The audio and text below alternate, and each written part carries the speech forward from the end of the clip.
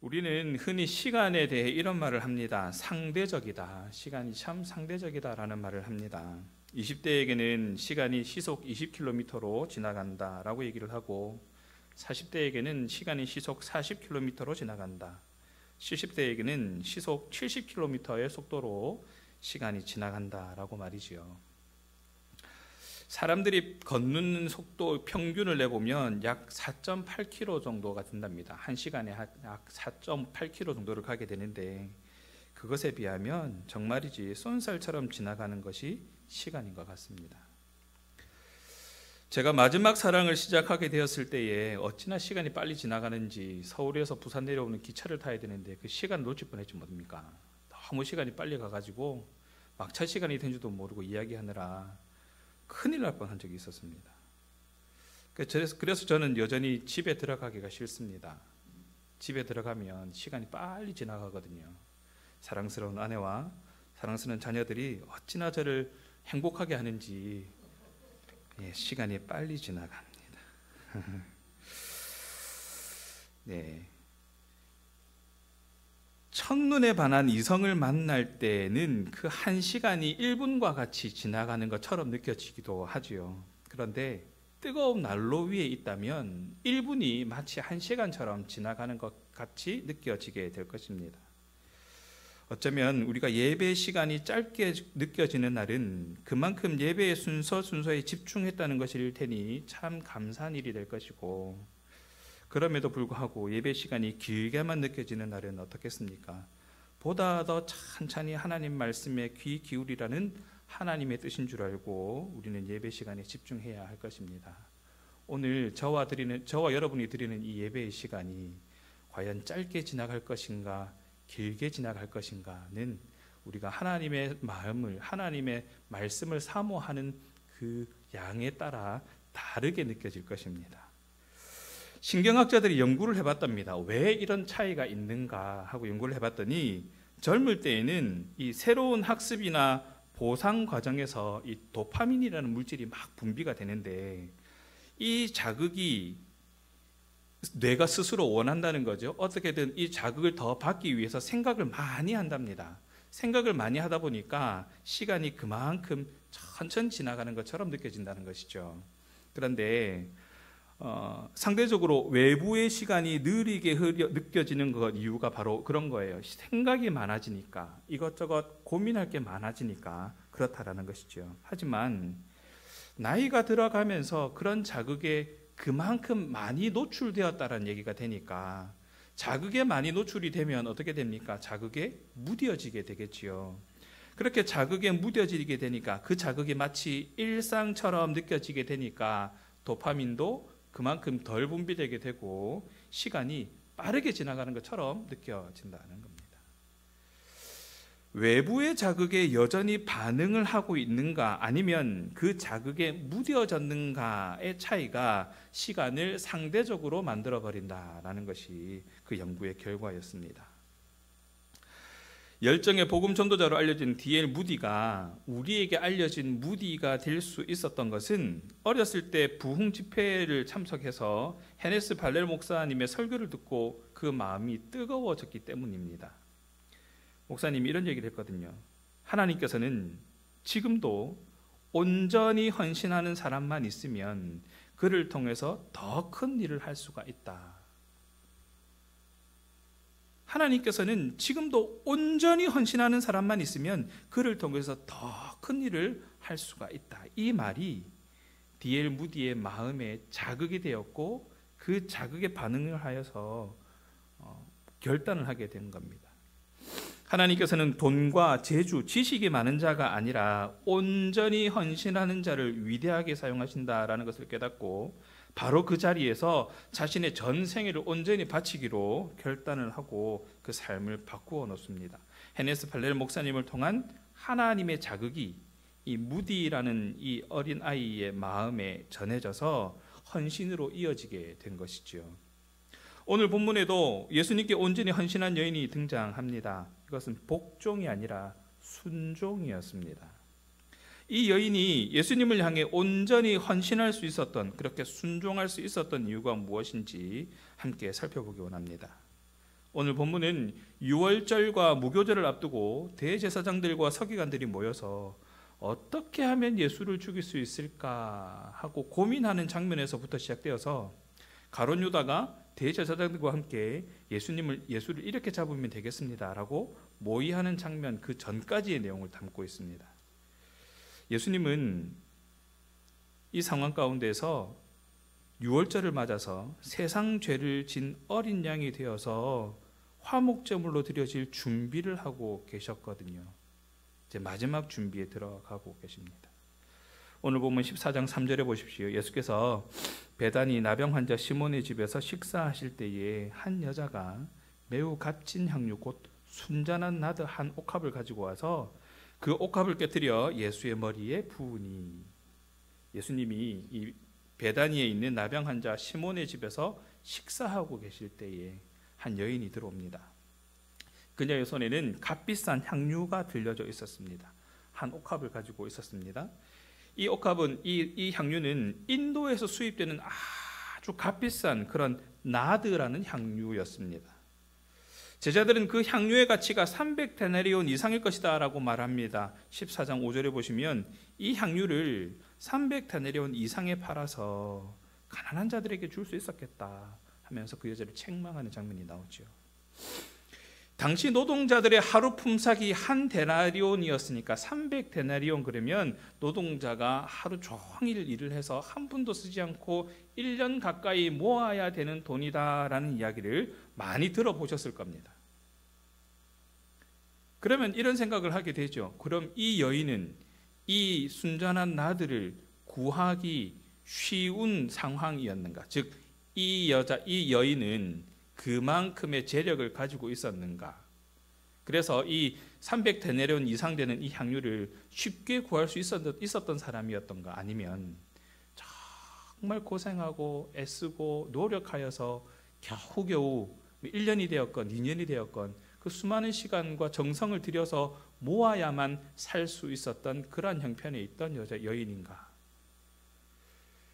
근데 사실 그것은 중요하지 않습니다. 그가 어떤 형편에 있었는가는 중요하지 않습니다. 다만 그 향유가 그만큼 귀한 것이었고 흔한 것이 아니었다라는 것에 주목해 보시기 바랍니다. 그녀는 그 비싼 향유가 든 옥합을 아낌없이 깨뜨려서 예수님의 머리에 붓게 됩니다. 예수님은 그녀의 그런 행동과 헌신을 아주 기쁘시게 받으셨습니다. 14장 6절에 보십시오. 그가 내게 좋은 일을 하였느니라. 주변 사람들이 너 뭐하는 짓이냐 하는 그 소리를 듣고 가만히 두라. 왜 그렇게 괴롭게 하느냐. 그게 아니다. 이 여인은 나에게 참 좋은 일을 한 거다라고 칭찬해 주십니다. 그녀의 행동을 공개적으로 이렇게 칭찬해 주신 것이죠. 그것은 그 향유가 가지고 있는 가치보다 그 여인은 예수님의 죽음이 더 가치 있는 것으로 여기고 있다라는 것, 그리고 그녀가 할 수 있는 최선의 헌신을 가지고 지금 예수님께 드리고 있다라는 것에 대한 칭찬이었던 것이죠. 비싼 향유를 깨뜨려서 그 향유를 나에게 부었다, 그 비싼 것을 나에게 대접해 줬다, 이것을 가지고 칭찬한 것이 아니라 그 행위에 따르는 왜 이 일을 했는가, 무엇이 이 일을 하게 했는가에 대한 칭찬을 하고 계신 겁니다. 그 여인의 신앙 고백을 읽고 계시는 겁니다. 사랑하는 신앙가족 여러분, 예수님의 일이니까 우리의 모든 것을 드리고 최선을 다해 드리는 것이 진정한 헌신인 줄 믿습니다. 그러니까 말씀에 순종하는 것이고 내 이해를 넘어서는 일이라도 예수님께서 말씀하시면, 하나님이 말씀하시면 당연히 순종해야 되는 것이다 라고 우리는 믿고 신앙생활하고 있습니다. 그런데 이것이 맹목적인 신앙이냐 그렇지 않느냐를 우리는 잘 비교해 봐야 됩니다. 열왕기하 4장에 보면 죽은 남편이 진 빚 때문에 두 아이를 종으로 내주어야 하는 과부에게 엘리사가 찾아가서 지금 내가 떡을 먹어야 되겠다, 가진 그릇을 다 가지고 와봐라 했을 때 이 여인이 내가 그 그릇을 가져다 주면 엘리사를 통하여서 하나님의 복이 차고 넘칠 것이다 라는 기대를 했느냐? 열왕기 5장에도 보니까 나하만 장군의 이야기가 나오거든요. 그냥 엘리사가 전하는 그 말을 듣고 순종하는 그들의 모습을 우리는 비교해서 볼 필요가 있는데, 이해가 되지 않지만 엘리사가 말하니까 그냥 그대로 순종하는 나하만의 모습을 보십시오. 아니, 물에서 그렇게 7번 씻는다고 내 몸이 다 낫는다고? 그게 말이 돼? 라고 생각했지만 그저 엘리사가 얘기했으니까, 하나님의 말씀을 대언하는 엘리사가 얘기한 거니까 내가 믿고 순종한다 라고 그 순종을 했느냐. 이 과부는 하나님의 선지자인 엘리사가 얘기를 하는 거니까 내가 그릇을 가져다 주면 그것을 통해서 어떠한 축복이든 내게 임할 것이다 라는 기대감을 가지고 그렇게 순종을 했느냐. 그렇지만은 않다라는 겁니다. 너무 억지스럽지 않겠습니까? 하나님의 은혜를 누릴 것이다 라는 기대를 가지고 있는 순종이라고 보기에는 자연스럽지가 않은 것이죠. 이것이 우리에게는 너무나 당연한 반응일 수 있습니다.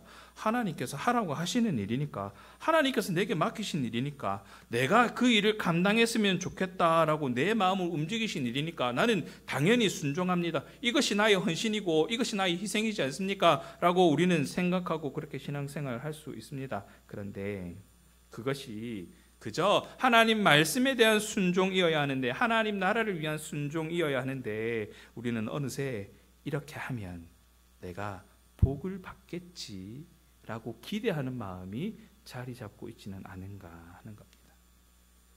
엘리사의 말에 반응하는 과부도, 엘리사의 말에 반응하는 나하만도 될 대로 되라라는 그 마음이 더 컸다라고 봐야 됩니다.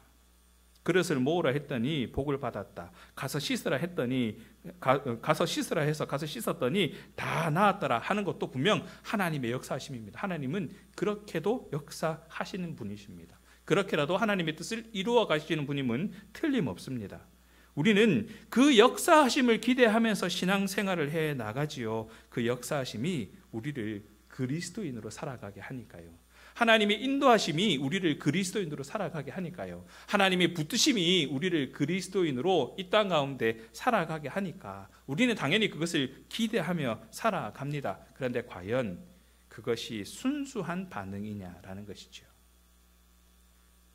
오늘 본문에 등장하는 여인의 행동은 조금 다릅니다. 오늘 본문에 등장하는 여인의 헌신은 좀 다릅니다.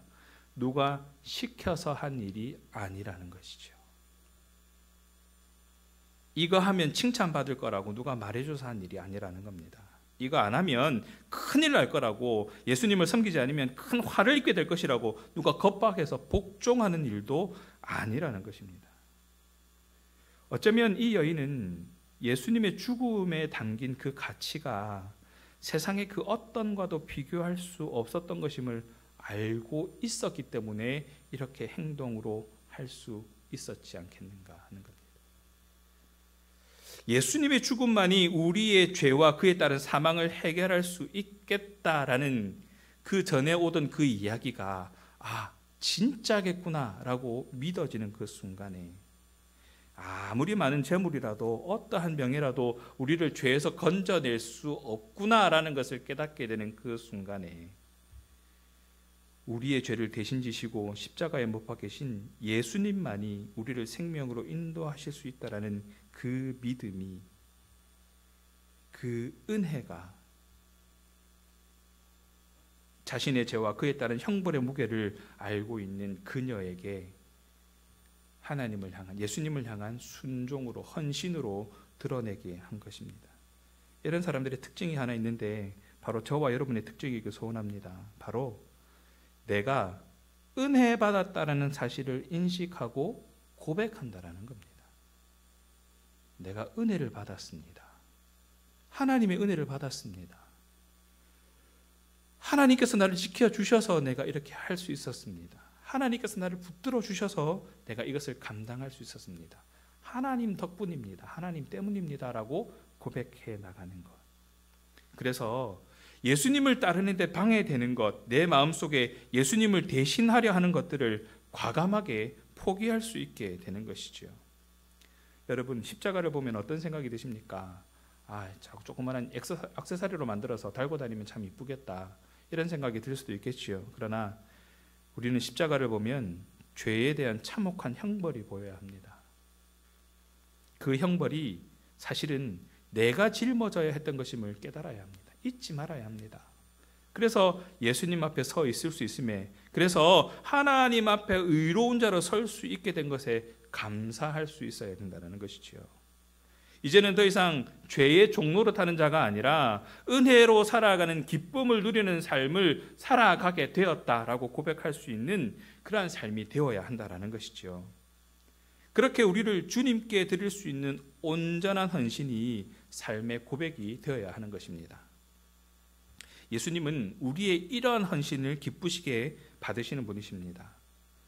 우리는 예수님을 향한 사랑을 말이나 생각으로는 쉽게 표현합니다. 그래도 내가 이런 마음을 가지고요. 그래도 내가 주일날은 빠지지 않고, 그래도 내가 꾸준하게는 아니더라도 수요예배는 참석하려고 노력을 하고 있고, 내가 매일같이 그 시간에는 못하더라도 그래도 새벽기도 드리려고 노력은 하고 있고, 그런 생각은 충분히 할 수 있습니다. 그런데 우리의 물질과 우리의 시간과 우리의 재능을 기꺼이 드리는 일에는 주저합니다. 쉽지는 않지요. 왜냐하면 이제는 몸이 예전 같지가 않거든요. 우리 사랑하는 권사님, 장로님, 집사님들 보면 저는 그렇습니다. 예전 같지 않으시다는 거 저는 압니다. 저도 예전 같지가 않습니다. 상황이 예전 같지가 않잖아요. 내가 한때는 그래도 좀 이렇게 이런 거 있잖아요. 그런데 지금과 비교해보면 그때하고는 비교할 수가 없잖아요. 여러 가지 이유가 내 신앙의 무뎌짐을 합리화시킵니다. 이제 내 그럴 수밖에 없어요.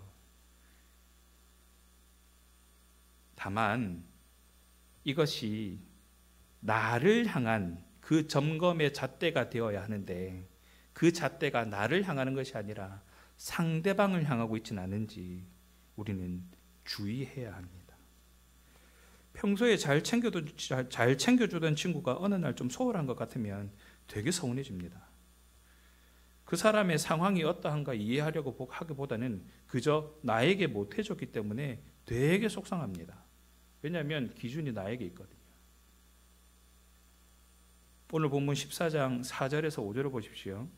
어떤 사람들이 화를 내어 서로 말하되 어찌하여 이 향유를 허비하느냐. 차라리 이 향유를 300데나리온 이상에 팔아서 가난한 자들에게 줄 수 있었겠다. 그러면서 그 여자를 책망하는 장면이 나옵니다. 기준이 누구에게 있겠습니까? 예수님께 있지 않습니다. 나에게 있습니다. 눈에 보이는 기준이 전부였던 사람들은 다 화를 내고 있는 거예요. 그거를 왜 그렇게까지 하냐고. 차라리 조금 이렇게 부어드리고, 예수님 위하여금 조금 부어드리고 나머지는 가난한 사람들 좀 도와주면 더 좋지 않느냐고 얘기할 수도 있었을 것입니다. 향유를 허비한다고 비난합니다. 한마디로 하면 이거예요. 나 같으면 이렇게 했겠다.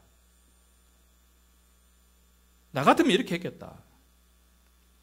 향유의 가격과 효율적인 대안을 분별할 정도로 내가 지혜롭다라는 것을 드러내고 싶은 마음도 있었겠지요. 세상의 기준으로는 훌륭한 경영자였을지는 몰라도 예수님 기준으로 보면 하나님 나라와는 결코 가깝지 않은 그러한 지금 행동을 하고 있는 거예요. 예수님은 우리의 보물이 있는 곳에 마음이 있다고 분명히 말씀하고 계시거든요. 옥합을 깨뜨린 이 여인의 행동에는 사랑이 담겨져 있었습니다. 예수님을 향한 사랑이 담겨져 있었어요. 예수님께서 나에게 보여주신 그 사랑이 어떠한가에 대한 그 사랑을 표현하는 것이 이것이었습니다. 예수님께서 앞으로 나에게 보여주실 그 사랑에 대한 그 반응이 거기에 그대로 담겨져 있는 것이지요. 예수님을 향한 사랑의 마음이 옥합을 깨뜨려서 예수님께 향유를 부어드리는 행위를 할 수 있도록 하고 있다라는 것입니다. 인색하거나 억지로 하는 것이 아니라 자원함으로 드려진 것입니다. 자기가 드릴 수 있는 최고의 것을 가지고 최선을 다해 지금 주님께 드리고 있는 거예요. 온전한 헌신의 포인트가 여기에 있습니다. 주님은 우리의 진정한 헌신을 기억해 주신다는 것을 잊지 마시기 바랍니다. 그래서 예수님은 오히려 그 여인을 비난하는 자들을 나무라고 계시는 거예요. 6절에 보십시오. 가만히 두라. 가만히 두라. 그 여인이 하는 행동은 나에게 아주 좋은 일이다. 내게 좋은 일이다. 예수님이 나무라고 계시는 것은 이런 행동을 한 여인을 가만히 두지 않음을 통해서 자신의 의를 드러내고 싶어하는 그 욕심에 대한 나무람인 거예요. 이 300데나리온이면 노동자가 300일 동안 그 노동해서 얻는 그 수익을 가지고 가난한 자들을 돕는다면 엄청난 일을 하겠죠. 그 돈을 가지고 다른 데 더 많은 일을 할 수 있겠죠. 더 많은 영향력을 끼칠 수 있는 그런 일들을 교회가 해나갈 수 있을 것입니다. 자신들이 이렇게 더 지혜롭다, 자신들이 더 경영을 잘한다, 자신들이 경험이 훨씬 더 많다, 자신들이 지금까지 해온 가닥이 이만큼 되니까 이거대로 하면 됩니다 라는 것을 드러내고 싶어하는 그 속마음을 예수님은 알고 계신 겁니다. 눈에 보이는 기준을 따르는 사람들은 그 액수에 반응을 했지만 예수님은 마음을 보셨던 겁니다. 그들의 기준에 의하면 어쩌면 예수님의 죽음조차도 허비되는 것에 지나지 않을 것입니다. 굳이 죽으실 필요까지는 없었다는 것이죠. 에이, 예수님 능력이 있으신데 꼭 죽으셔야 됩니까? 그냥 죽으셨던 것처럼 하시고 그렇게 죄값을 대신 치르시고 이렇게 하셔도 되는 거 아닙니까? 라고 생각할 수 있는 자들이 바로 이들이었다는 것이죠. 합리적으로 아무리 생각해봐도 예수님께서 죽으셨다가 3일 만에 다시 살아나시고 그 일로 인해서 생겨지게 되는 그 부대 비용들이나 그 발생하게 되는 그 비용들을 계산해봤을 때, 감가상각해봤을 때 그냥 예수님 죽으셨다가 다시 살아나시는 것보다는 지금 한번 기적 빡 하셔가지고 해결하시는 게 훨씬 더 효율적일 것 같은데 라는 말을 지금 하고 싶은 거예요. 그러나 하나님의 기준으로 보면 예수님의 생명이 죄인을 구원하기 위한 유일한 방법이었고, 그래서 예수님은 그 일을 감당하셨던 겁니다. 예수님의 칭찬은 그 다음 일을 예비한 그 여인의 행동에 계속 집중됩니다. 8절을 보십시오. 그는 힘을 다하여 내 몸에 향유를 부어 내 장례를 미리 준비하였느니라. 이 나드 향유가 그런 역할을 합니다. 죽은 사람의 장례를 위해서 사용되던 그런 향유였어요. 당시에는 시신에 향유를 발라서 방부 처리하는 풍습이 있었거든요. 예수님이 무덤에 장사되시고 안식일이 지났을 때에 마리아와 살로메가 향유를 들고 예수님 시신을 찾아갔던 일도 바로 이러한 이유 때문입니다. 시신에 향유를 발라서 방부 처리하기 위해서요. 예수님은 여인의 이러한 행동이 당신의 죽음과 연관이 있음을 인정해 주셨고, 여인은 예수님이 자신들 곁에 항상 계실 수 없다라는 것을 알고 지금 미리 이 행동을 하고 있다라는 것을 이야기합니다. 7절에 보십시오. 가난한 자들은 항상 너희와 함께 있으니 아무 때라도 원하는 대로 도울 수 있거니와 나는 너희와 항상 함께 있지 아니하리라. 가난한 사람들을 돕는 일도 물론 교회가 해야죠. 교회가 할 수 있는 한 사회에 환원하는 일도 해야 되죠. 중요한 일이기도 합니다. 교회가 세상을 향해 옳은 소리를 내고 선한 역할을 감당하고 또 영향력 있는 존재가 되는 것을 놓지 말아야 한다라고 생각할 수도 있습니다. 물론 우리가 놓치지 말아야 되죠. 반드시 교회가 해 나가야 하는 일이기도 합니다. 그런데 주님이 이 땅에 오신 목적을 헤아리지 못한 결과는 예수님의 책망만이 따르는 일일 뿐이다라는 것을 잊지 마시기 바랍니다. 착한 일도요, 선한 일도요, 왜 선한 일을 하는가를 우리는 분명히 깨달아야 한다는 겁니다. 선한 영향력을 끼치는 일도요, 왜 영향력을 끼치는 일을 해야만 하는가를 우리는 놓치지 말아야 된다는 겁니다. 그 행위 자체가 아니라 그 행위를 하는 이유가 어디에 있느냐라는 것입니다. 하나님의 때가 되면, 즉 하나님께서 말씀하시면, 하나님께서 명령하시면 당연히 그 일을 감당해야 되는 거 아닙니까? 그렇게 생각할 수도 있겠지요. 그런데 이 말씀을 우리는 잘 생각해 봐야 됩니다. 사람은 외모를 보지만 하나님은 그 중심을 보신다고 하지 않습니까? 우리가 어떠한 행동을 했는가가 중요한 것이 아니라 이 행동을 왜 했는가가 더 중요하다라는 겁니다. 무엇을 했느냐에 관심을 쏟을 때가 아니라 어떻게 했느냐에 마음이 가게 될 때에 그때의 헌신과 희생이 온전한 헌신이요 하나님께 칭찬받는 헌신이 된다라는 것을 우리는 잊지 말아야 합니다. 물론 눈앞에 보이는 현실 문제가 더 급하고 중요해 보일 수도 있습니다. 이 일이 해결되어야 그 다음 일을 할 수 있겠다라고 합리적으로 생각이 들 수도 있겠죠. 그래서 어쩔 수 없이 할 수밖에 없었다라고 할 수도 있겠습니다. 또 남을 향해서 왜 그렇게밖에 못했냐고 비난할 수도 있습니다. 그러나 그 무엇도 주님의 뜻보다는 우선할 수 없다라는 것이죠. 주님께서는 저와 여러분의 삶을 평가하실 것입니다. 무엇을 위하여 그렇게 살아가고 있는가? 오늘 보면 14장 9절에는 이렇게 말씀하십니다. 내가 진실로 너희에게 이르노니 온 천하에 어디서든지 복음이 전파되는 곳에는 이 여자가 행한 일도 말하며 그를 기억하리라 하시니라. 왜 이 일을 했는가? 이 여인은 왜 이러한 헌신을 했는가? 왜 이 여인은 이렇게 해야만 했는가에 대한 이야기가 복음이 증거되어지는 그곳마다 증거될 것이다라고 얘기를 합니다. 즉 복음이 우선되어야 한다라는 것이죠. 말씀을 정리합니다. 대제사장들과 서기관들 그리고 그 뒤를 이어 등장하는 가룟 유다가 예수님을 죽음으로 몰아넣으려 혈안된 것과는 달리 한 여인은 예수님의 장례를 준비하는 일에 온 마음을 다하고 있는 장면이 오늘 본문의 내용입니다. 사실 그녀는 예수님의 죽음을 정확히 예견하지 않았을 수 있습니다. 이때쯤일 것이다 라고 정도만 생각했을 수도 있습니다. 하지만 예수님께서는 이 행동이 복음을 전파하는 데 큰 역할을 한 것이다 라고까지 말씀을 하십니다. 여자의 헌신은 예수님을 향한 순수한 사랑에서 나온 것이기 때문에 그렇습니다. 하나님께서 나를 사랑하시니 그 사랑을 깨닫게 되니 내가 이렇게 할 수밖에 없습니다 라는 그 고백이 거기에 담겨져 있는 것이죠. 예수님께서는 그녀의 행동에 깊은 의미를 부여하시면서 그녀를 칭찬하고 계시는 겁니다.